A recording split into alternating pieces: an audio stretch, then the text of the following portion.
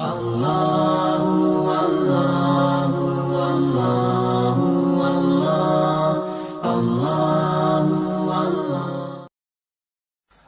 الملأ من قوم فرعون، فرعون کی قوم کے سردار بولے، یعنی وہی مشیر.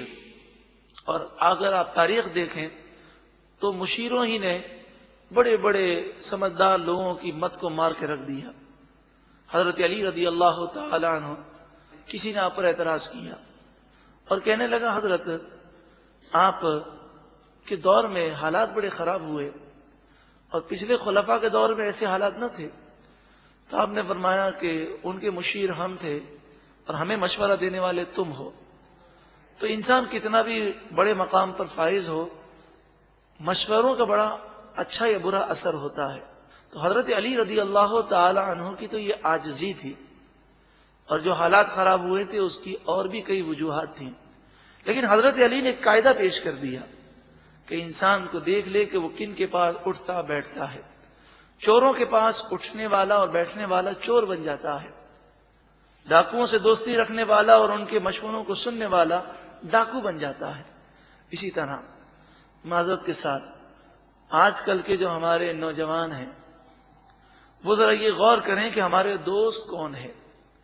اکثر ہم نے یہ دیکھا، بلکہ خود کئی نوجوانوں نے مجھے بتایا کہ ہمارے دوست ہمارے والدین کا مذاق اڑاتے ہیں. ہمارے دوست کہتے ہیں کہ کیا تمہارے والدین نے تمہیں غلام بنایا ہوا ہے؟ 11 بجے آ جاؤ اور 12 بجے گھر پہ آ جاؤ، تم ڈرتے کیوں اپنے اتنے والدین سے؟ تو میں انہیں یہ سمجھاتا ہوں، آپ بھی سمجھیے کہ جو شخص ہمارے والدین کی عزت نہ کرتا ہو، بتائیے کیا وہ دوست بنانے کے قابل ہے؟ تو ایسے دوستوں کی دوستی سے ہمیشہ بچنا چاہیے. تو فرعون کی قوم کے درباری بولے، اتذر موسیٰ وقومہ، اے فرعون تو نے موسیٰ علیہ السلام و بنی اسرائیل کو چھوڑا ہوا ہے، لیفسدوا فی الارض، کہ زمین میں فساد کریں، ویذرک وآلہتک، اور تجھے اور تیرے معبودوں کو چھوڑ دیں. یعنی تجھے اور تیرے معبود کو حضرت موسیٰ علیہ السلام تو مانتے نہیں ہیں، وہ تو تمہیں خدا تسلیم نہیں کرتے، تو نے حضرت موسیٰ علیہ السلام ان کی قوم کو کیوں چھوڑا ہوا ہے؟ اب قوم کا مطالبہ یہ تھا کہ موسیٰ علیہ السلام کو شہید کیا جائے، لیکن فرعون کی جرت نہ تھی. اب سب کے سامنے یہ کیسے کہہ سکے کہ میری جرت نہیں ہے؟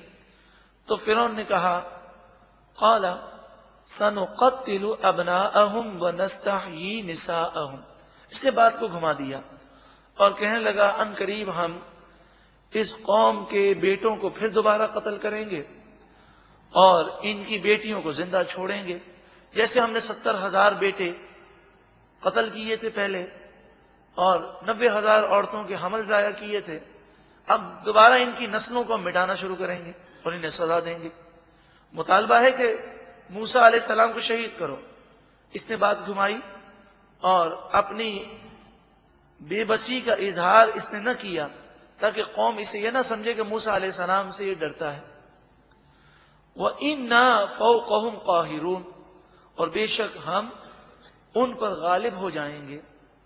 قال موسیٰ، جب یہ بات بنی اسرائیل کو معلوم ہوئی کہ دربار میں ایسے مشورے ہوئے ہیں، قال موسیٰ لقومہ استعینوا باللہ واصبروا، موسیٰ علیہ السلام نے اپنی قوم سے فرمایا، اے میری قوم اللہ سے مدد مانگو اور خوب عبادت میں لگ جاؤ اور صبر کرو.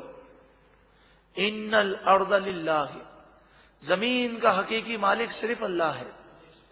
یورثها من یشاء من عبادہ، وہ اپنے بندوں میں سے جسے چاہتا ہے حکومت دیتا ہے، زمین کا وارث بناتا ہے. تمہاری آزمائش کے لیے کافر کو حکومت دی گئی ہے، لیکن جب تم نیک بن جاؤ گے اور اللہ کی بارگاہ میں صبر کرو گے تو یہ جان لو والعاقبۃ للمتقین، آخری انجام اور آخری فتح تو متقی لوگوں ہی کی ہے.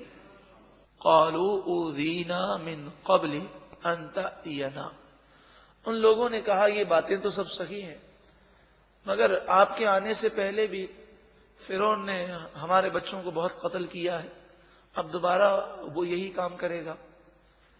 قالوا وہ بولے اوذینا من قبل ان تأتینا آپ کے آنے سے پہلے بھی ہمیں بڑی تکلیفیں دی گئیں. ومن بعد ما جئتنا اور آپ تشریف لے آئے اس کے بعد بھی فرعون ہم پر ظلم کر رہا ہے اور ظلم کی پلاننگ بنا رہا ہے. تو آپ کوئی کرم کر دیں, اللہ سے دعا کریں کہ فرعون ہلاک ہو جائے.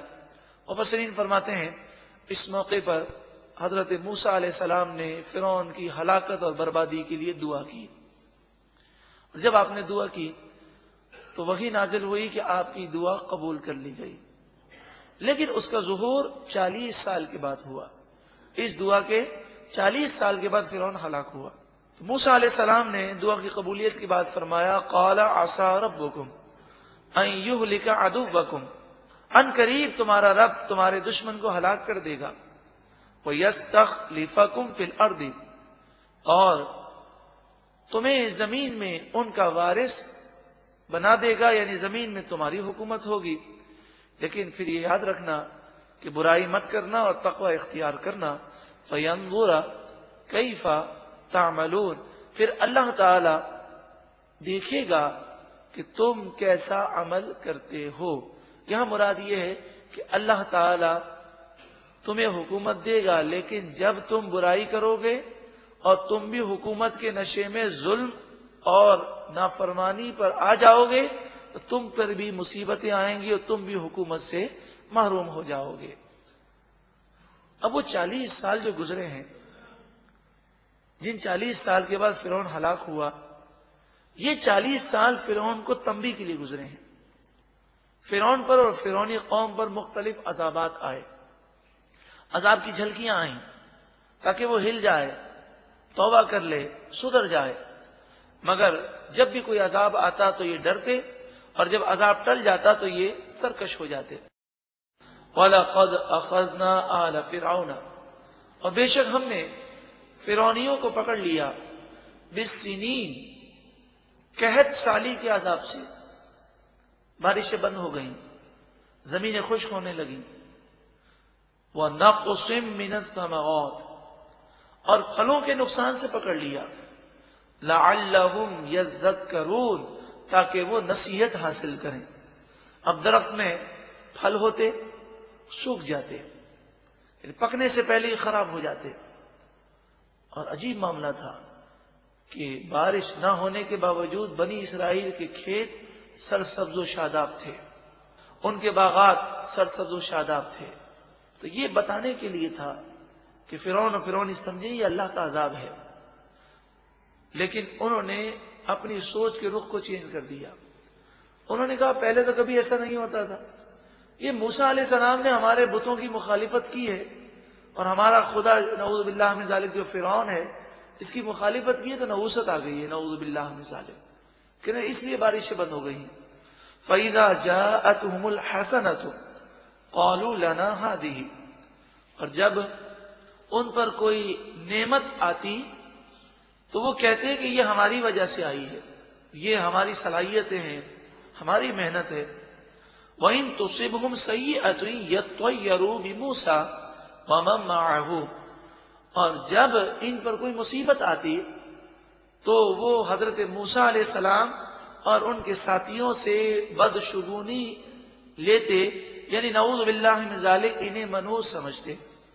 الا سن لو انما طائرهم عند اللہ ان کے لیے عذاب شدید اللہ کے پاس ہے, اور ساری نحوستیں جو ہیں وہ خود انہی کی وجہ سے ہیں, ان کافروں کی وجہ سے. وَلَكِنَّ أَكْثَرَهُمْ لَا يَعْلَمُونَ لیکن اکثر لوگ اس بات کو جانتے نہیں ہیں. اس میں ہمارے لیے بھی نصیحت ہے کہ جب کچھ مل جاتا ہے, کوئی کامیابی ہو جاتی ہے تو ہم اپنی بڑائی اور غرور و تکبر کرنے سے فارغ نہیں ہوتے. جی میں نے کیا, جی میں نے یہ کر دیا. اور جب مصیبت آتی ہے تو ہم بڑی ہی عاجزی سے کہتے ہیں ہاں بھئی کیا کرے, نصیب میں لکھا ہوا تھا, اللہ کی مرضی.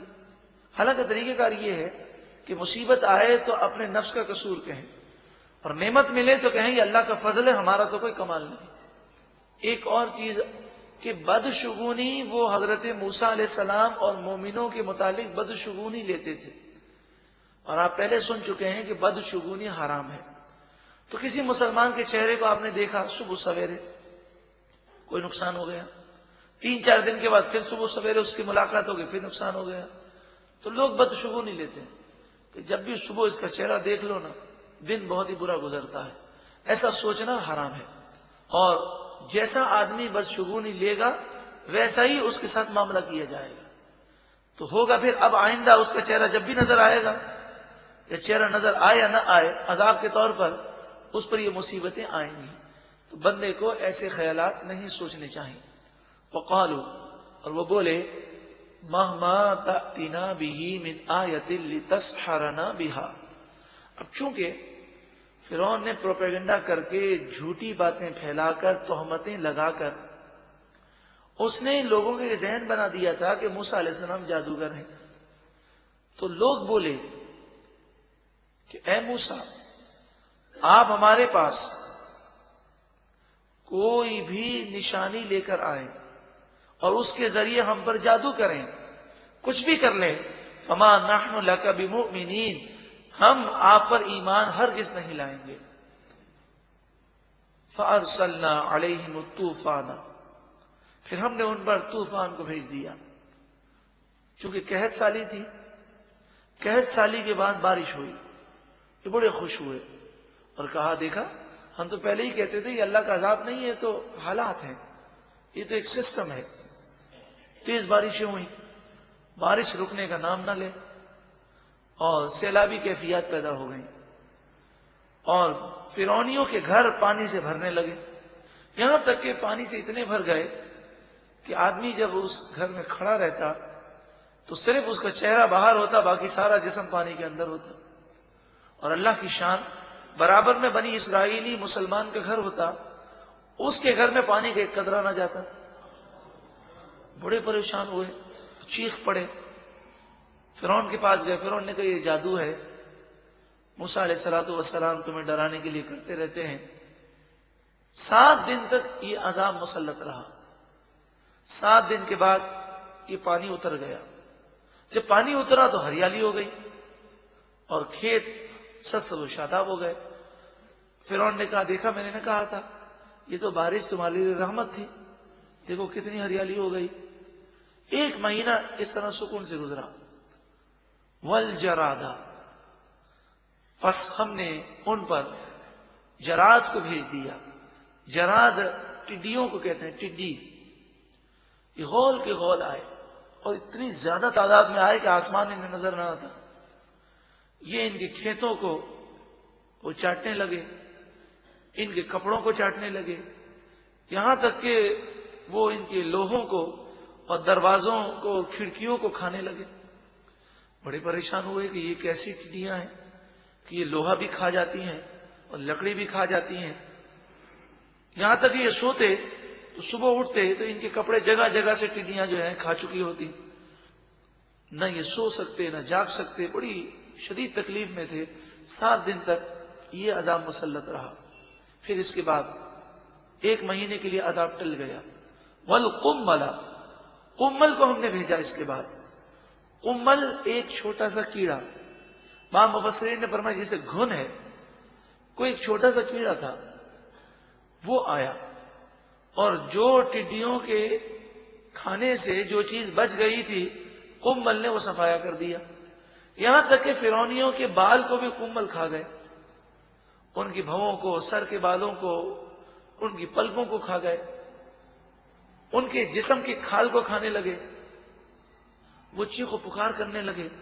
7 دن تک یہ تکلیف رہی، یہاں تک کہ اگر وہ بوری لے کر وہ چکی پر جاتے کہ گندم کی بوری سے آٹا بنائیں گے، تو بوری کا بہت بڑا حصہ جو ہے چکی تک پہنچنے سے پہلے غائب ہو جاتا کہ قمل جو ہیں اس سے چمٹ کر اس کو بڑی تیزی کے ساتھ کھا جاتے۔ اب 1 مہینے کے لیے پھر عذاب ٹل گیا۔ والضفادع، ہم نے ان پر مینڈک بھیج دیے۔ ضفادع مینڈک کو کہتے ہیں۔ ان کے کھانوں میں، ان کے سالن میں، ان کے کپڑوں میں، ان کے بستروں میں، ہر چیز میں مینڈک گھس جاتے۔ یہ منہ کھولتے تو مینڈک ان کے منہ میں چلا جاتا، مفسرین نے اس مینڈک کی جو تفاصیل بیان کی ہیں بڑی عجیب و غریب ہے اور بڑی حیرت میں مبتلا کرتی ہیں. اللہ تعالیٰ جو چاہے کر سکتا ہے. اب 7 دن کے بعد یہ عذاب ٹل گیا 1 مہینے کے لیے. وَالدَّمَ، دم کے معنی خون.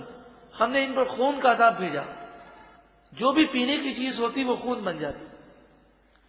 اب فرعون نے کہا یہ تو جادو ہے، تو مسلمان جس کنویں سے پانی بھرتے ہیں تم بھی اسی کنویں سے پانی بھرو. تو مسلمانوں کے ڈول میں پانی آتا اور فرعونیوں کے ڈول میں خون آتا. اب وہ پیاس سے بلکنے لگے. تو فرعون نے کہا کہ ایسا کرو کہ ایک ہی کٹورے سے پانی پیو. تو مسلمان چونکہ اس کے غلام تھے تو مسلمان جس کٹورے سے پانی پیتے مسلمانوں کے منہ میں پانی جاتا اور فرعونیوں کے منہ میں خون جاتا. یہاں تک کہ وہ پیاس سے بلکتے ہوئے پتوں کو چوسنے لگے. تو پتوں کو چباتے اور چوستے تو ان سے بھی جو رس نکلتا وہ خون بن کے ان کے منہ میں جاتا. 7 دن تک یہ عذاب میں مبتلا ہوئے. فرعون نے کہا یہ جادو ہے. تو ان لوگوں نے کہا ہر دفعہ تو یہ کہتا ہے یہ جادو ہے. یہ کیسا جادو ہے کہ ہم ایک ہی پیالے سے پانی پیتے ہیں تو ہمارے منہ میں خون جاتا ہے، ان کے منہ میں پانی جاتا ہے. آیات مفصلات، الگ الگ نشانیاں، الگ الگ عذابات ان کی طرف ہم نے بھیجے. لیکن فاستکبروا، پھر بھی ہدایت پذیر نہ ہوئے، انہوں نے تکبر کیا. وَكَانُوا قَوْمًا مُجْرِمِينَ، وہ ظالم گناہگار مجرم قوم تھی. وَلَمَّا وَقَعَ عَلَيْهِمُ الرِّجْزُ، اور جب ان پر کوئی عذاب آتا قالوا، وہ کہتے یا موسیٰ ادع لنا، اے موسیٰ علیہ السلام ہمارے لیے دعا کیجئے. ربک، اپنے رب سے، بما عہد عندک، جو اللہ نے آپ سے وعدہ فرمایا ہے کہ وہ آپ کی دعائیں قبول فرمائے گا، تو آپ ہمارے لیے دعا کریں. لئن کشفت عنا الرجز، ہر دفعہ وہ وعدہ کرتے اگر آپ نے ہم سے اس عذاب کو دور کر دیا، لنؤمنن لک، ضرور بضرور ہم آپ پر ایمان لے آئیں گے. وَلَنُرْسِلَنَّ مَعَكَ بَنِي اسرائیل، اور ضرور بضرور ہم آپ کے ساتھ بنی اسرائیل کو بھیج دیں گے. فَلَمَّا، پس جب، کشفنا عنہم الرجز، پس جب ہم ان سے عذاب کو دور کر دیتے، یہ عذاب 1 مہینے کے لیے دور ہوتا، اِلَىٰ أَجَلٍ هُمْ بَالِغُوهُ، ایک ایسی مدت کے لیے دور ہو جاتا جو مدت تک وہ پہنچنے والے تھے. یعنی 1 مہینے کے اندر انہیں مہلت دی جاتی کہ وہ توبہ کر لیں. اِذَا هُمْ يَنْكُثُونَ، اس وقت وہ اپنے وعدے کو توڑ دیتے اور پھر منہ پھیر لیتے. آخر کار فَانْتَقَمْنَا مِنْهُمْ، بس ہم نے ان سے انتقام لیا اور ڈھیل ختم ہو گئی. فَأَغْرَقْنَاهُمْ فِي الْيَمِّ، پس ہم نے ان سب کو سمندر میں غرق کر دیا. بِأَنَّهُمْ كَذَّبُوا بِآيَاتِنَا، اس وجہ سے کہ وہ ہماری آیتوں کو جھٹلاتے. وَكَانُوا عَنْهَا غَافِلِينَ، اور وہ ان آیتوں سے غافل تھے. وَأَوْرَثْنَا الْقَوْمَ الَّذِينَ كَانُوا يُسْتَضْعَفُونَ، وہ قوم جو زمین میں کمزور تھی، ہم نے اس قوم کو زمین کا بادشاہ بنا دیا، وارث کر دیا. مشارق الارض ومغاربها التي بارکنا فیها، اس زمین کے مشرق اور مغرب ان کے قبضے میں دے دیے کہ جس میں ہم نے بڑی برکتیں رکھیں، یعنی مصر اور شام کی انہیں حکومت دی. وَتَمَّتْ كَلِمَةُ رَبِّكَ الْحُسْنَى عَلَى بَنِي اسرائیل، آپ کے رب کے کلمات یعنی وعدے جو بھلائی کے وعدے تھے وہ بنی اسرائیل پر پورے ہوئے. بما صبروا، اس وجہ سے کہ انہوں نے صبر کیا. تو صبر کا نتیجہ یہ ملا کہ فرعون ہلاک ہوا، فرعونی ہلاک ہوئے، اور راحت و سکون، چین انہیں ملا اور حکومتیں ملی. وَدَمَّرْنَا مَا كَانَ يَصْنَعُ فِرْعَوْنُ وَقَوْمُهُ، اور ہم نے ان چیزوں کو مٹا دیا جو فرعون اور اس کی قوم بنایا کرتی تھی، وما کانوا یعرشون، اور جو وہ محلات بناتے تھے وہ بھی ہم نے مٹا دیے۔ روب، دبدبا ایک نہ ایک دن ختم ہو جائے گا۔ فرعون کا واقعہ ظلم کرنے والوں، گناہ کرنے والوں کے لیے عبرت کا نمونہ ہے۔ جس نے 400 سال حکومت کی تقریباً، جس کا روب دبدبا یہ تھا کہ پورا مصر اس کا غلام تھا، اس کا روب و دبدبا یہ تھا کہ لاکھوں فوج اس کے پاس تھی، اور عالم یہ تھا کہ جاسوسی کا نظام ایسا تھا اس کے پاس اس دور میں بھی کہ گھر میں کیا ہو رہا ہے فرعون کو پتہ چل جاتا۔ اتنا اس نے مضبوط نظام بنایا، لیکن جب اس نے گناہ کیے اور سرکشی سے باز نہ آیا، آخر کار تباہ ہو گیا، تو اسے 400 سال کی ڈھیل ملی۔ اگر آج کے دور میں کسی گناہگار کو 50 یا 100 سال کی ڈھیل مل جائے تو وہ یہ نہ سمجھے کہ مجھ سے اللہ راضی ہے کہ میری پکڑ نہ ہوگی، ایک نہ ایک دن مرنا ہے، آخر موت ہے، کر لے جو کرنا ہے، آخر موت ہے، ایک نہ ایک دن مرنا ہے، اور جیسی کرنی ویسی بھرنی ہے۔ دنیا کے اندر بھی مشکلات آتی ہیں تاکہ ہم سمجھ جائیں۔ بڑے نادان ہوتے ہیں وہ لوگ، بیماریوں میں، مشکلات میں سنبھلنے کے بجائے وہ یہ جملہ کہتے ہیں کہ نہ جانے ہم سے کون سی خطا ہو گئی، ہم پر کیوں مصیبت آ گئی، ہم تو بڑے نیک ہیں، ہم تو کبھی کسی کا برا نہیں چاہتے، نہ جانے کون سی خطا ہو گئی۔ یہ جملہ نہیں کہنا چاہیے، بلکہ یہ کہنا چاہیے کہ اس کا کرم ہے کہ زمین پھٹ نہیں جاتی، آسمان اوپر سے پتھر نہیں برساتا، یہ اس کا کرم ہے، ورنہ ہم تو اتنے گناہگار ہیں کہ یہ سب کچھ ہو جائے تب بھی کم ہے۔ اللہ کی بارگاہ میں سچی پکی توبہ کریں۔ عقل مند دانا لوگ پریشانی کو اپنے لیے توبہ کا ذریعہ بناتے ہیں، لیکن آج کتنے افسوس کی بات ہے کہ اگر کسی پر پریشانی آئے تو نماز جو پڑھتا ہے وہ بھی چھوڑ دیتا ہے، اور اس کو آپ کہیں کہ بھئی آپ 5 وقت کی نماز پڑھیں، بڑی بے شرمی سے کہتا ہے کہ ذرا آج کل ٹینشن میں ہوں، ذرا مسائل سے فارغ ہو جاؤں پھر نماز شروع کروں گا۔ ارے اگر ٹینشن میں ہو تو نماز تو اور زیادہ پڑھنی چاہیے، اگر پریشانی میں ہو تو اللہ کو تو اور زیادہ یاد کرنا چاہیے۔ یہ تو کیسا شیطانی وار ہے کہ خسرت دنیا والآخرہ، دنیا میں بھی نقصان اور آخرت میں بھی نقصان۔ اللہ تعالی ہم سب کو سچی پکی توبہ کرنے کی توفیق عطا فرمائے۔ وجاوزنا ببنی اسرائیل البحر، اور ہم نے بنی اسرائیل کو سمندر کے پار لگا دیا۔ فرعون سمندر میں غرق ہو گیا اور بنی اسرائیل سمندر کے پار ہو گئے۔ فَأَتَوْا عَلَىٰ قَوْمٍ يَعْكُفُونَ عَلَىٰ أَصْنَامٍ لَهُمْ، بس بنی اسرائیل ایک ایسی قوم کے پاس سے گزرے جو بتوں کی پوجا کر رہی تھی، بتوں کے سامنے سجدے کر رہے تھے، بتوں کی پوجا کر رہے تھے۔ مفسرین فرماتے ہیں ان کے بت گائے کی شکل کے تھے، تو اس گائے کی شکل کے بتوں کی وہ پوجا کر رہے تھے۔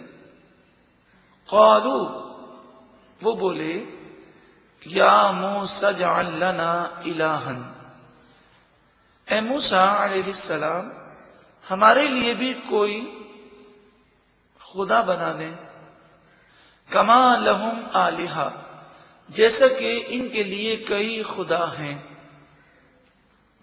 انہوں نے کہا کہ ہم عبادت کرتے ہیں تو ہمیں اپنا رب نظر نہیں آتا، یہ دیکھیں اپنے بتوں کے سامنے سجدے کرتے ہیں، تو ہمارے لیے بھی اللہ کی کوئی شکل و صورت نعوذ باللہ من ذالک بنا دیں تاکہ ہم عبادت کریں تو تصور میں یہ رہے اور ہم اسی کے تصور کے ساتھ عبادت کریں۔ حالانکہ یہ ان کی نادانی ہے، اللہ تعالی شکل و صورت سے پاک ہے۔ اگر کوئی اپنے خیالات سے کوئی صورت بناتا ہے تو وہ بت ہے، اور اس کے سامنے سجدہ کرنا یا اس کے لیے عبادت کا خیال کرنا یہ پوجا اور شرک ہے۔ قال انکم قوم تجہلون، حضرت موسیٰ علیہ السلام نے فرمایا بے شک تم نادان قوم ہو، جاہل قوم ہو کہ ایسی الٹی سیدھی سوچ رکھتے ہو. اور جہاں تک تعلق ہے ان پجاریوں کے بتوں کا، ان ہؤلاء متبر ما ہم فیہ، بے شک یہ لوگ جس پوجا پاٹ میں لگے ہوئے ہیں یہ پوجا پاٹ تباہ کر دی جائے گی اور یہ لوگ بھی تباہ ہوں گے. وباطل ما كانوا يعملون، اور جو یہ لوگ کر رہے ہیں یہ کام باطل ہے، غلط ہے. قال اغیر اللہ ابغیکم الہا، آپ نے فرمایا کہ اللہ کے علاوہ کسی اور کو تمہارے لیے خدا بناؤں. وَهُوَ فَضَّلَكُمْ عَلَى الْعَالَمِينَ، حالانکہ اس رب نے تمہیں سارے جہان والوں پر فضیلت دی اور تمہیں اتنی برکتیں دی، پھر تمہارا یہ مطالبہ کرنا اور ایسا خیال رکھنا بہت بڑی ناشکری ہے. وَإِذْ، اور یاد کرو، أَنْجَيْنَاكُمْ، ہم نے تمہیں نجات دی، من آل فرعون، فرعونیوں سے، یسومونکم سوء العذاب، فرعونی تمہیں بہت تکلیف دیتے تھے. یقتلون ابناءکم، وہ تمہارے بیٹوں کو قتل کر دیتے تھے. ویستحیون نساءکم، اور وہ تمہاری بیٹیوں کو زندہ چھوڑتے. وفی ذالکم بلاء من ربکم عظیم، اور اس واقعے میں تمہارے رب کی طرف سے بڑی آزمائش تھی، بڑا امتحان تھا. اب تمہاری دشمن قوم ہلاک ہو گئی، تمہیں فتح و نصرت مل گئی، تو سمندر سے پار ہو کر ہی تم نے ایسی ناشکری کی بات کر دی. اب آپ نے اپنی قوم سے فرمایا کہ واپس مصر چلو. اب مصر گئے تو مصر میں فرعونی اور فرعون تو ہلاک ہو چکا تھا، ان کے محلات تھے، ان کے سامان تھے، ان کے زیورات تھے. تو اس مصر کی حکومت بنی اسرائیل کو مل گئی اور فرعونیوں کی چیزیں وہ استعمال کرنے لگے. تو بنی اسرائیلی یہ کہنے لگے کہ آپ ہمارے پاس کوئی ایسی کتاب لے کر آئیں جس میں شریعت کے احکام ہوں اور ہم اس کے مطابق زندگی گزاریں. حضرت موسیٰ علیہ نبینا علیہ السلام نے ان سے فرمایا تھا کہ میں ایسی کتاب لے کر آؤں گا. اب جب فرعون غرق ہو گیا پھر اس قوم نے مطالبات کیے تو آپ نے اللہ کی بارگاہ میں دعا کی. اللہ تبارک و تعالی نے آپ سے فرمایا کہ آپ کوہ طور پر آئیں اور 30 راتوں کا آپ وہاں پر اعتکاف کریں اور 30 دن وہاں پر روزے رکھیں. ارشاد فرمایا وَوَاعَدْنَا مُوسَىٰ 30 لیلہ، اور ہم نے موسیٰ علیہ السلام سے 30 راتوں کا وعدہ لیا. جب 30 راتیں پوری ہو گئیں، حضرت موسیٰ علیہ السلام 30 دن سے مسلسل روزے سے تھے. ایک روایت کے مطابق نہ آپ نے سحری کی نہ افطار کیا. تو جب انسان مسلسل روزے سے ہو، آپ جانتے ہیں کہ بھوک کی وجہ سے منہ میں ایک عجیب سی مہک پیدا ہو جاتی ہے. ایک تو منہ میں بدبو ہوتی ہے جو منہ میں خرابی کی وجہ سے ہوتی ہے، یہاں وہ بدبو مراد نہیں ہے. خالی پیٹ ہونے کی وجہ سے اور بھوکا ہونے کی وجہ سے منہ کے اندر ایک مہک پیدا ہوتی ہے. تو آپ اللہ کی جناب میں ہم کلام ہونے کے لیے آگے بڑھنے لگے تو آپ نے محسوس کیا کہ میرے منہ میں وہ مہک آ رہی ہے. تو اچھی طرح آپ نے اپنے دانتوں کو صاف کیا اور پھر اللہ کی بارگاہ میں حاضر ہوئے. تو اللہ تبارک و تعالی نے فرمایا یہ آپ نے کیا کیا؟ روزے دار کی منہ کی مہک مجھے مشک سے زیادہ محبوب ہے. اب مزید آپ 10 دن روزے رکھیں اور 10 راتوں کا اعتکاف کریں کوہ طور پر. وَأَتْمَمْنَاهَا بِعَشْرٍ، اور ہم نے ان ایام کو 10 کے ساتھ ملا دیا، یعنی 30 اور 10 ہو گئے. فَتَمَّ مِيقَاتُ رَبِّهِ 40 لَيْلَةً، پس ان کے رب کا وعدہ 40 راتیں ہو گیا. جب حضرت موسیٰ علیہ السلام وہاں سے چلے تھے کوہ طور کی طرف، تو آپ نے حضرت ہارون کو اپنا خلیفہ بنایا. اس کا ذکر قرآن پاک نے کیا. وقال موسیٰ لأخیہ ہارون اخلفنی، حضرت موسیٰ علیہ السلام نے اپنے بھائی ہارون سے فرمایا، اے ہارون علیہ السلام، آپ میرے نائب ہیں، فی قومی، میری قوم میں، وَأَصْلِحْ، اور آپ میری قوم کی، بنی اسرائیل کی اصلاح کرتے رہیے گا، وَلَا تَتَّبِعْ سَبِيلَ الْمُفْسِدِينَ، اور آپ فساد کرنے والوں کے راستے پر نہ چلیے گا. وَلَمَّا جَاءَ مُوسَىٰ لِمِيقَاتِنَا، اور جب موسیٰ علیہ السلام ہمارے وعدے کو پورا کرنے کے لیے آئے، یعنی کوہ طور پر آئے اور 40 راتیں گزر گئیں. وَكَلَّمَهُ رَبُّهُ، اور ان کے رب نے ان سے کلام فرمایا. اللہ تبارک و تعالی کے کلام کو جب حضرت موسیٰ علیہ السلام نے سماعت کیا تو اللہ کے کلام کا حسن اور اللہ تعالی کے کلام کی لذت جب آپ نے محسوس کی تو آپ کے دل میں یہ تمنا ہوئی کہ میں اللہ کا دیدار کروں. سمجھانے کے لیے عرض کرتا ہوں کہ جب انسان کسی سے کلام کرتا ہے تو کلام سن کر بسا اوقات اس کو دیکھنے کا دل چاہتا ہے. اللہ تبارک و تعالی کا کلام آواز سے پاک ہے، سمت سے پاک ہے، جہت سے پاک ہے، وہ ازلی، ابدی اور قدیم ہے. حضرت موسیٰ علیہ السلام نے اللہ کے کلام کو سماعت کیا. قرآن مجید فرقان حمید نے اس کا ذکر کیا، ہمارا اس پر ایمان ہے. کیسے سماعت کیا اس کی کیفیات ہم بتا نہیں سکتے. ہاں، مفسرین نے اتنا لکھا کہ ہم جب کوئی کلام سماعت کرتے ہیں تو اپنے کانوں سے سماعت کرتے ہیں. کان کے اندر اللہ تعالیٰ نے طاقت پیدا کی ہے کہ وہ کلام کو سماعت کرتا ہے. آنکھ میں اللہ تعالیٰ نے دیکھنے کی طاقت پیدا کی ہے. لیکن حضرت موسیٰ علیہ السلام کے جسم کے ہر عضو اور ہر بال نے اور ہر رونگٹے نے اللہ کے کلام کو سماعت کیا. یعنی آپ کے جسم کا ایک ایک بال یہ وہ حیثیت اختیار کر گیا جو ہماری کان کی حیثیت ہے. تو آپ کے دل میں اللہ کا دیدار کرنے کی تمنا ہوئی. قال ربی، عرض کی اے میرے رب، ارنی، تو دکھا مجھے، انظر الیکا، جلوہ دکھا تاکہ میں تیری طرف دیکھوں اور تیرا دیدار کروں. قال، اللہ تعالی نے فرمایا، لن ترانی، آپ ہرگز مجھے نہیں دیکھ سکتے.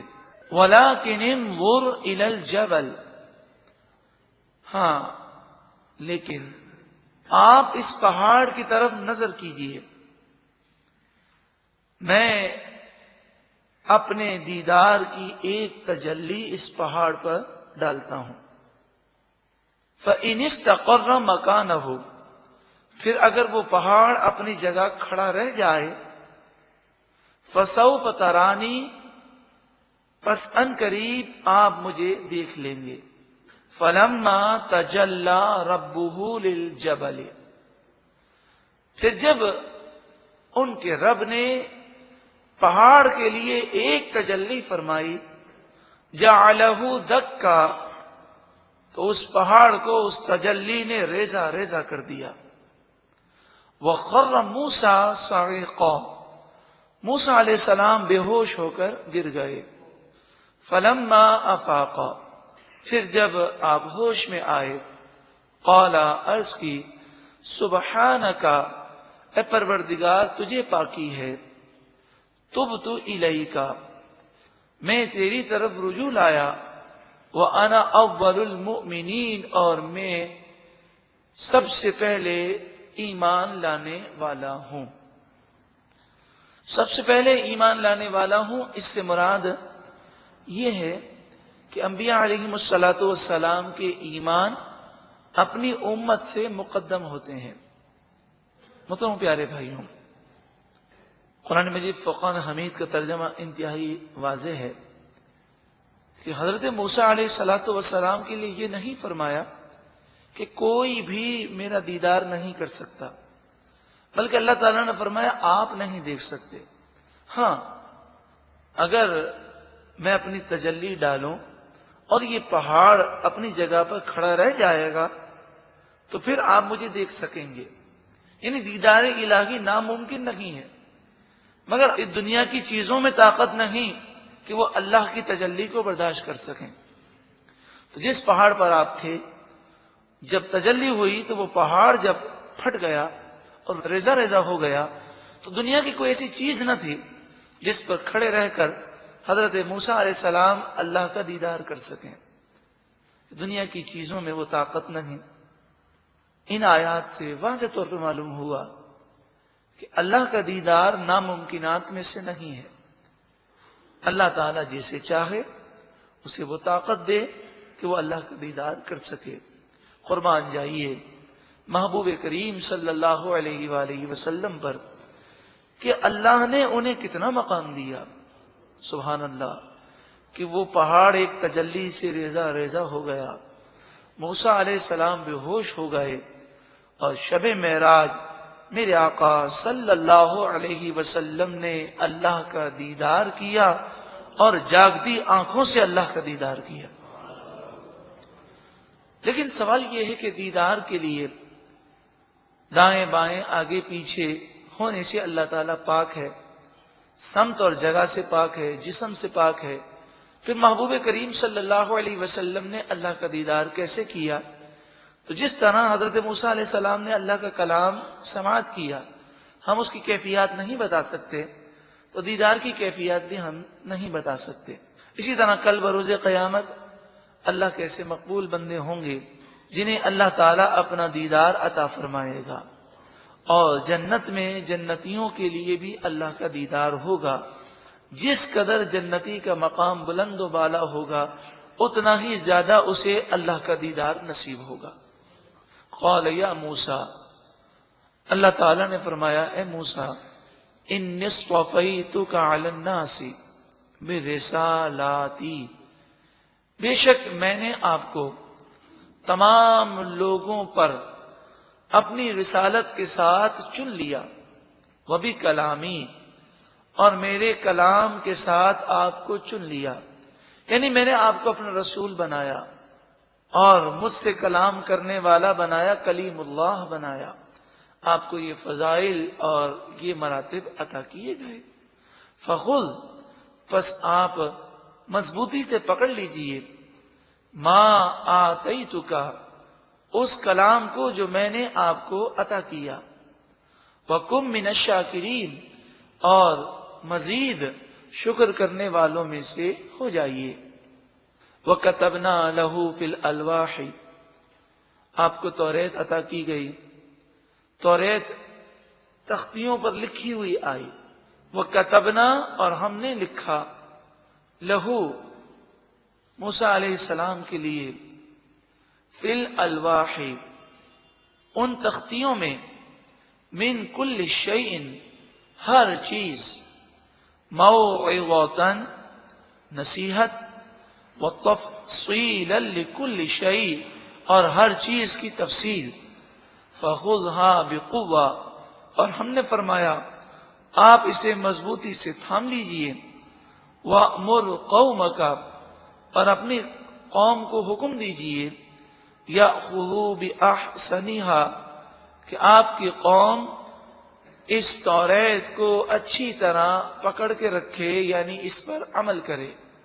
سأریکم دار الفاسقین، ان قریب میں تمہیں گناہ گاروں کا گھر جہنم دکھاؤں گا۔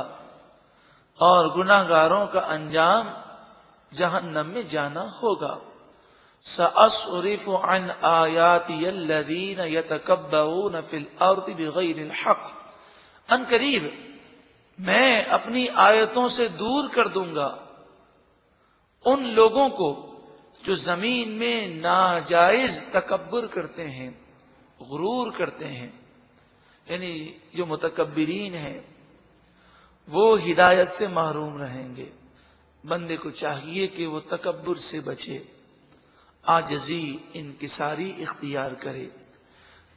عاجزی انکساری کے معنی یہ ہیں کہ زبان سے صرف نہ کہے بلکہ دل سے دنیا میں موجود تمام لوگوں سے اپنے آپ کو کمتر اور حقیر سمجھے، اور کسی کو بھی اپنے سامنے حقیر نہ سمجھے، اور کسی کے مقابلے میں اپنے آپ کو فضیلت یا برتری والا نہ سمجھے۔ جب انسان تکبر کرتا ہے تو ایک اس کی عادت بنتی ہے کہ جس کے دل میں تکبر ہوتا ہے وہ نصیحت کو قبول نہیں کرتا۔ جب وہ نصیحت قبول نہیں کرتا تو پھر اسے ہدایت نہیں ملتی۔ وَإِن يَرَوْا كُلَّ آیَةٍ لَا يُؤْمِنُوا بِهَا، یہ متکبرین اگر ہر نشانی دیکھ بھی لیں پھر بھی وہ ایمان نہیں لائیں گے۔ وَإِن يَرَوْا سَبِيلَ الرُّشْدِ لَا يَتَّخِذُوهُ سَبِيلًا، اور یہ متکبرین اگر ہدایت کا راستہ دیکھ بھی لیں پھر بھی اس راستے کو اختیار نہیں کریں گے۔ دیکھیے تکبر کا کتنا بڑا نقصان ہے۔ یقیناً یہ بہت ہی بری عادت ہے کہ جب کوئی کسی کو نصیحت کرے تو وہ اس کی نصیحت پہ غور نہ کرے بلکہ اسے اپنی انانیت کا مسئلہ بنا لے۔ ہمیں یہ نہیں دیکھنا چاہیے کہ نصیحت کرنے والا کون ہے، ہمیں یہ نہیں دیکھنا چاہیے کہ اس کا انداز کیا ہے، ہمیں یہ دیکھنا چاہیے کہ اگر نصیحت قرآن و حدیث کے مطابق ہے اور ہماری کسی غلطی کی وہ اصلاح کر رہا ہے تو ہمیں اس غلطی کو دور کرنے کی کوشش کرنی چاہیے۔ عاجزی کرنے والا کامیاب رہتا ہے۔ من تواضع للہ فقد رفعہ اللہ، حدیث پاک میں فرمایا کہ جو اللہ کے لیے عاجزی کرتا ہے اللہ تعالیٰ اسے بلندی عطا فرماتا ہے۔ وَإِن يَرَوْا سَبِيلَ الْغَيِّ يَتَّخِذُوهُ سَبِيلًا، اور اگر وہ گمراہی کا راستہ دیکھتے ہیں تو اس راستے کو اختیار کرتے ہیں۔ یہ تکبر کرنے والوں نافرمانوں کا انداز ہے۔ ذَلِكَ بِأَنَّهُمْ كَذَّبُوا بِآيَاتِنَا، یہ اس وجہ سے کہ انہوں نے ہماری آیتوں کو جھٹلایا۔ وَكَانُوا عَنْهَا غَافِلِينَ، اور وہ ہماری آیتوں سے غافل تھے۔ وَالَّذِينَ كَذَّبُوا بِآيَاتِنَا، اور وہ لوگ جنہوں نے ہماری آیتوں کو جھٹلایا۔ وَلِقَاءِ الْآخِرَةِ، اور آخرت میں اللہ سے ملاقات کرنے کو جھٹلایا، آخرت کو وہ مانتے ہی نہیں ہیں۔ حَبِطَتْ أَعْمَالُهُمْ، ان کے اعمال برباد ہو گئے۔ دنیا کے اندر اگر انہوں نے کوئی اچھے کام کیے تو اس پر کوئی صلہ نہ ملے گا۔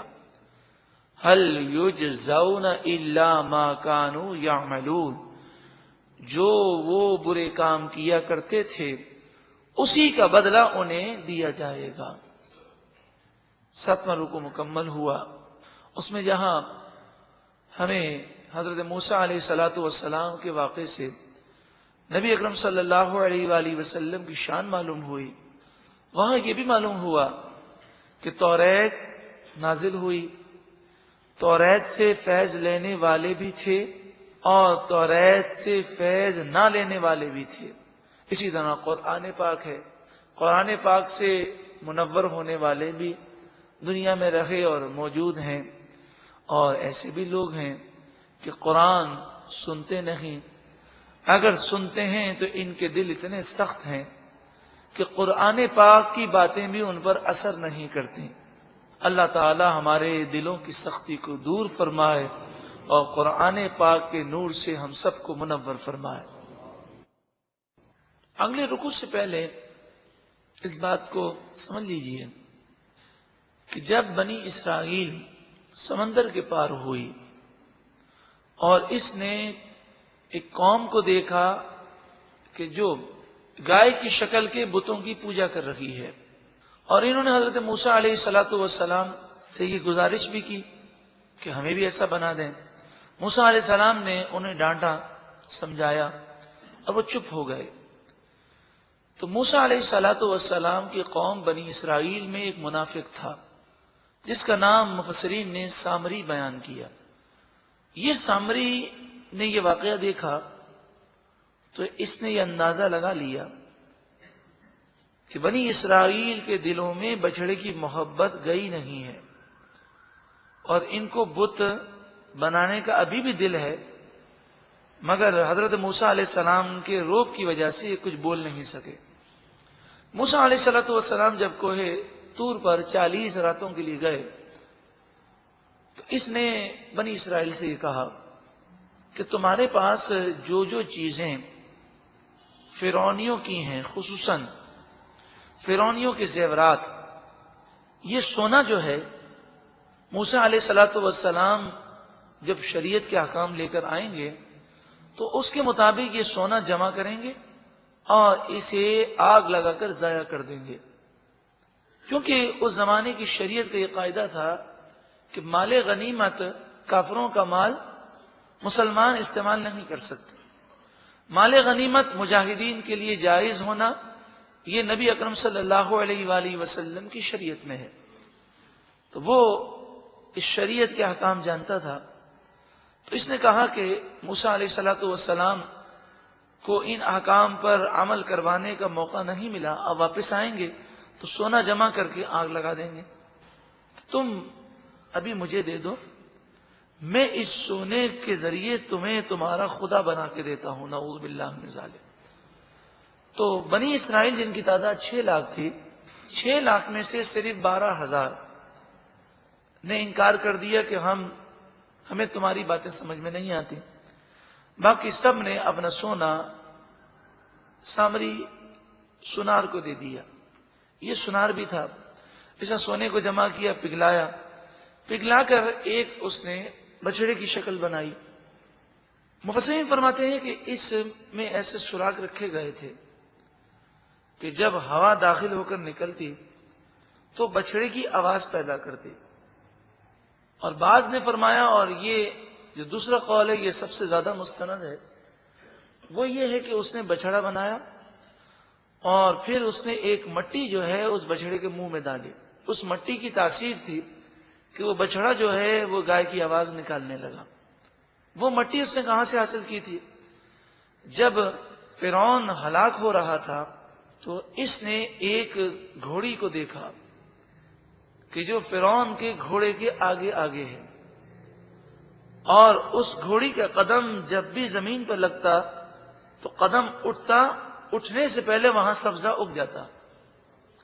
تو یہ فوراً سمجھ گیا کہ یہ گھوڑی پر حضرت جبریل امین سوار ہیں، اور جبریل امین کی برکتوں سے گھوڑی کے پاؤں میں یہ طاقت پیدا ہو گئی ہے کہ جس مٹی پر گھوڑی کا پاؤں پڑتا ہے اس مٹی میں جان پیدا ہو جاتی ہے۔ تو اس نے وہاں کی مٹی اٹھا لی اور یہ مٹی بچڑے کے منہ میں ڈالی، تو مفسرین فرماتے ہیں بچڑے میں جان پیدا ہوئی اور وہ بولنے لگا۔ بنی اسرائیل کو بڑی حیرت ہوئی کہ ایک سونے کا بچڑا اور وہ گائے کی آواز نکالتا ہے۔ تو یہ اکثریت یعنی 12,000 کو چھوڑ کر باقی سب اس کی پوجا میں وہ لوگ لگ گئے۔ وہاں حضرت موسیٰ علیہ السلام کو طور پر توریت لینے گئے ہیں، اور یہاں قوم نے یہ کیا۔ وَاتَّخَذَ قَوْمُ مُوسَىٰ مِن بَعْدِهِ مِنْ حُلِيِّهِمْ، موسیٰ علیہ السلام کی قوم نے موسیٰ علیہ السلام کے جانے کے بعد من حلیہم زیورات سے عجلاً جسداً ایک بچڑے کا جسم بنایا اور اس کی پوجا کرنے لگے۔ لہو خوار، وہ بچڑا جو گائے کی آواز نکالتا تھا، خوار کے معنی گائے کی آواز نکالنا، تو وہ بچڑا گائے کی آواز نکالتا تھا۔ اب گائے کی آواز نکال دے تو اس سے کیا ہو جاتا ہے؟ کوئی نعوذ باللہ من ذالک، اس سے وہ خدا تو نہیں بن جاتا۔ الم یرو، کیا انہوں نے نہ دیکھا؟ انہ لا یکلمہم، بے شک وہ بچڑا ان سے کلام نہیں کر سکتا، ان کے سوال کا جواب نہیں دے سکتا، ان سے گفتگو نہیں کر سکتا، ولا یہدیہم سبیلا، اور انہیں راستہ بھی نہیں بتا سکتا۔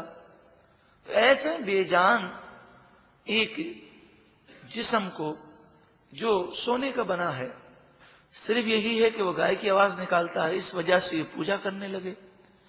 اتخذوہ، ان لوگوں نے اس بچڑے کو خدا بنا لیا، وکانوا ظالمین، اور وہ ظلم کرنے والے تھے۔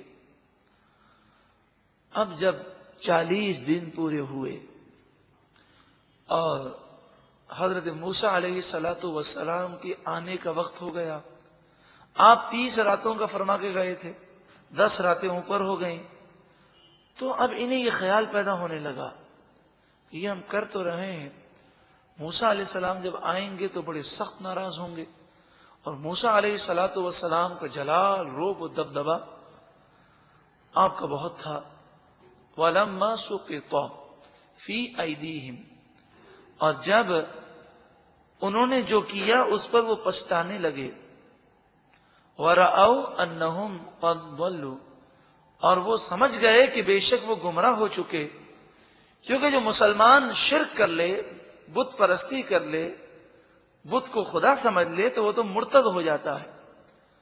اور پھر انہیں یہ حکم یاد آیا کہ موسیٰ علیہ السلام کی شریعت میں مرتد کے لیے معافی نہیں ہے، ہماری شریعت میں تو یہ ہے کہ اسے قید کر دیا جائے، 3 دن تک قید میں رکھا جائے، اگر وہ دوبارہ اسلام نہ لائے تو اسے قتل کر دیا جائے، یا اگر وہ کچھ شبہات کا اظہار کرتا ہے تو 3 دن سے زیادہ قید میں رکھا جائے گا، اسے کوئی تکلیف نہیں دی جائے گی، اس کے وسوسوں اور شبہات کو دور کرنے کی کوشش کی جائے گی۔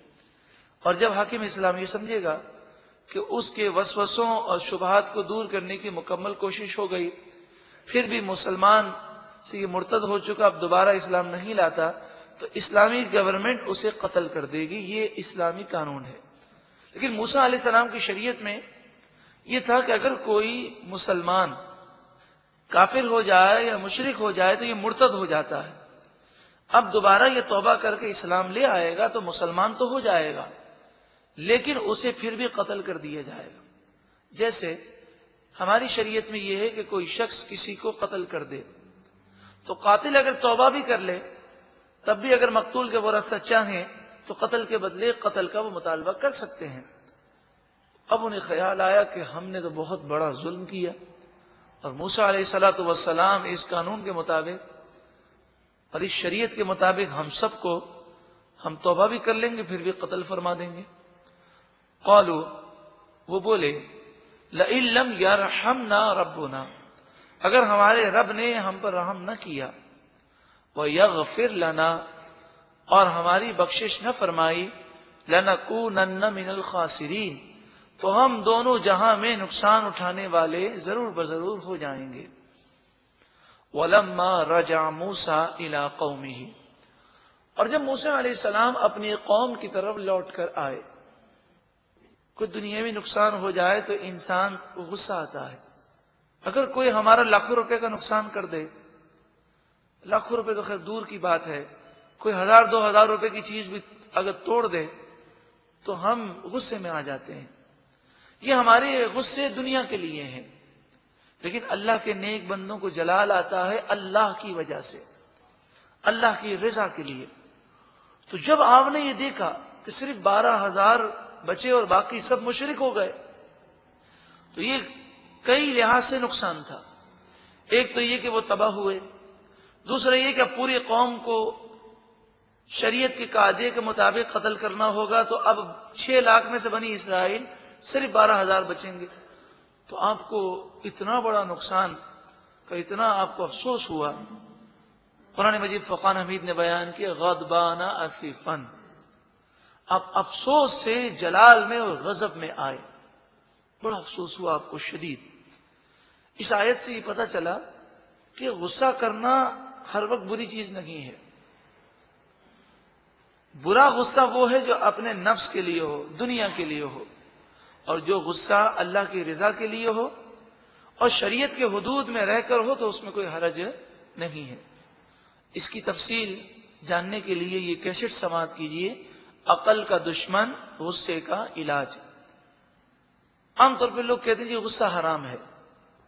ہر غصہ حرام نہیں ہے۔ جو غصہ اپنی ذات کے لیے ہو، جو غصہ دنیا کے لیے ہو اور شریعت کے حدود کو پھلانگ دیں تو وہ حرام ہے، اور جو غصہ اللہ کے لیے ہو اور شریعت کے حدود میں رہ کر ہو تو وہ جائز ہے۔ دیکھیں، غصے کا آ جانا یہ برا نہیں ہے۔ انسان کو کوئی بات بری لگتی ہے، غصہ آتا ہے، لیکن بری چیز ہے آؤٹ آف کنٹرول ہو جانا۔ غصے میں جو لوگ گالیاں بک دیتے ہیں، الٹی سیدھی باتیں کہہ دیتے ہیں، اپنے آپ کو مارنا شروع کر دیتے ہیں، دوسرے کو مارنا شروع کر دیتے ہیں، غصے میں ان کی عقل پر ان کی توجہ نہیں رہتی اور بے عقلی والی باتیں کر لیتے ہیں، تو یہ ساری چیزیں منع ہیں۔ اور ایسی حالت آ جائے تو نبی اکرم صلی اللہ علیہ وآلہ وسلم نے فرمایا ایسا غصہ شیطان کی طرف سے ہے، اور شیطان آگ سے بنا، لہذا تم میں سے کسی کو یہ کیفیت پیدا ہو تو وہ فوراً وضو کر لے، تو اسے غصے پر کنٹرول ہو جائے گا۔ کھڑا ہے تو بیٹھ جائے، بیٹھا ہے تو لیٹ جائے۔